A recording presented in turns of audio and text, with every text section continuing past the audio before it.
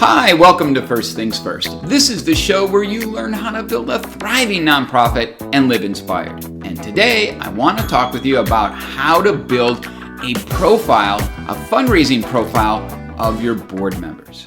Now, we all dream about having board members, all of our board members, gleefully going out and asking friends and family and donors for money, right? But the truth of the matter is, we know, oh boy, do I know, and I know you know, that getting all of our board members to do that is like asking them to volunteer for a root canal. It's impossible. And we know that we don't want all of our board members out there asking for money because, frankly, some people really stink at it. And what happens when you have people who stink at raising money? Well, you can lose the donation, you can get a smaller donation, you might lose the donor because the donor's upset, or the donor could get upset and tell other people, and you might even lose the board member because they don't feel comfortable asking for money. So what we want to do, we want people to help support the fundraising efforts of the organization by doing the things that they want to do, using their gifts and skills and influence, as well as their availability. So what I'm going to be doing is talking to you about these categories of fundraising that you can slot your board members into, all right? And those categories range from, having great closers and leaders and people who are champions of your cause and great connectors and hosts and even supporters. And we're going to go through each of those 6 categories. Now, the reason why this is good is because once you know what people are good at, you can see the composition of your board, meaning you'll know where you're strong and where you're weak, and then you can go find new board members, right? Not only rebalance your current board, but you can also go look for new board members that might be able to fill in these other categories or help you balance out the fundraising efforts and the abilities of your board. So let's get started. Let me go through each of these 6 categories, okay? The first category is leaders. These people have fundraising expertise. They understand the processes and tactics that need to be in place for a board to succeed at fundraising. They know how to lead and inspire other board members to accomplish the fundraising tasks at hand. Number 2 are the champions.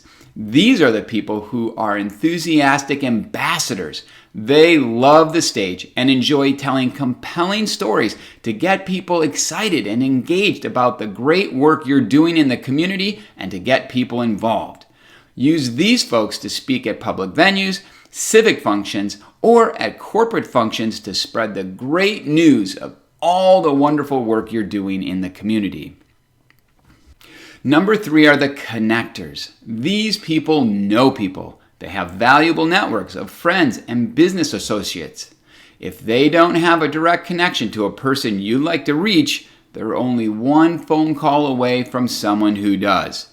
This is a great role for busy CEOs and executives on your board.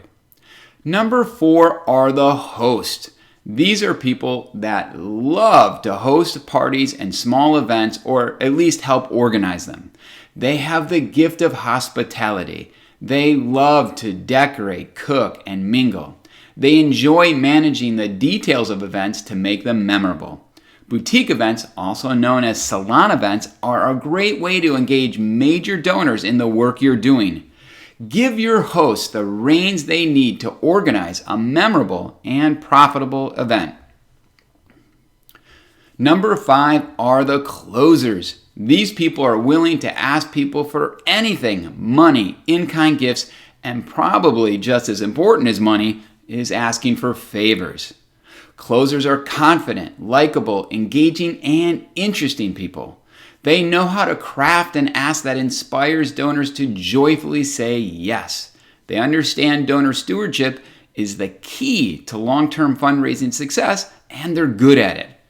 Get these folks a list of your top donors or potential donors and send them out into the wild to ask for money. And once they secure a gift, engage your closers in your long-term stewardship activities. And number 6, supporters. These people are the unsung heroes of a fundraising team.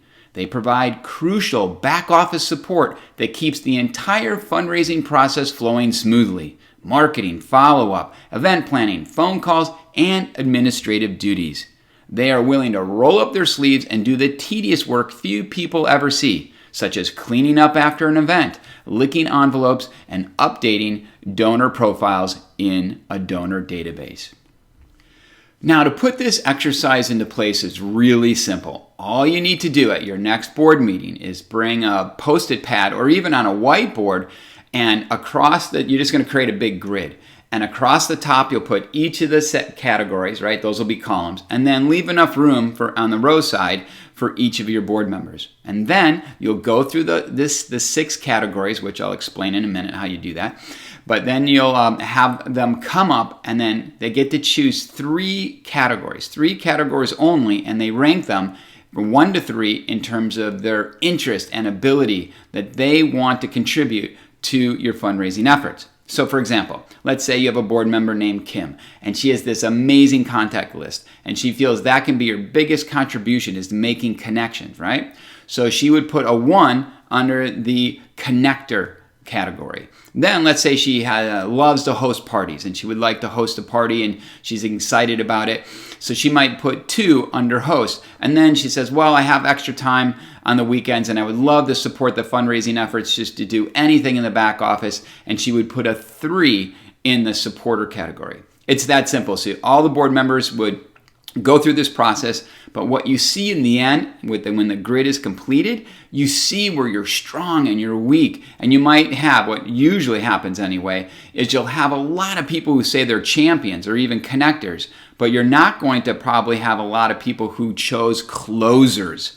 And that is where you might be weak, and on your leaders. And so what you can do is reshuffle and rebalance your fundraising profiles, because many times the people who are the best champions of the organization, who really can articulate the great work you're doing, that means they're good speakers, right? And they can tell the stories. And those people make really good askers and closers. And it doesn't take much training, or maybe even just a little nudging, to get them out there asking people for money. In summary, I hope you learned a little bit more about why it's important to build a fundraising profile for your board, so you can see where you're strong and where you're weak as it relates to the gifts and skills that your board members have and what their interests are. Because it's important, if you want to get your board members excited about raising money, they need to be doing the things that they're excited about, where their gifts are and their abilities. Now, all this exercise is in my book called Cloudburst, which is on my website, tomiselin.com, and it's there at cost. I make no money on the books. I give all the money to wounded veteran organizations and hunger relief organizations.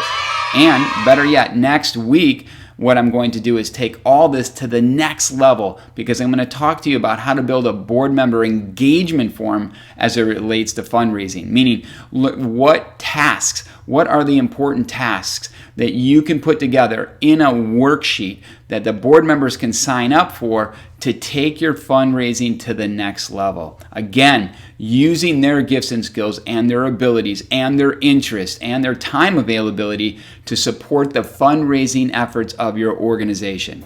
Well, that's all the time for today. I want to thank you for tuning in. Please subscribe if you haven't already done so. Pass this along. And most important, remember, keep fueling your passion and giving back, because the world needs more people like you to make it a better place. Have a great day.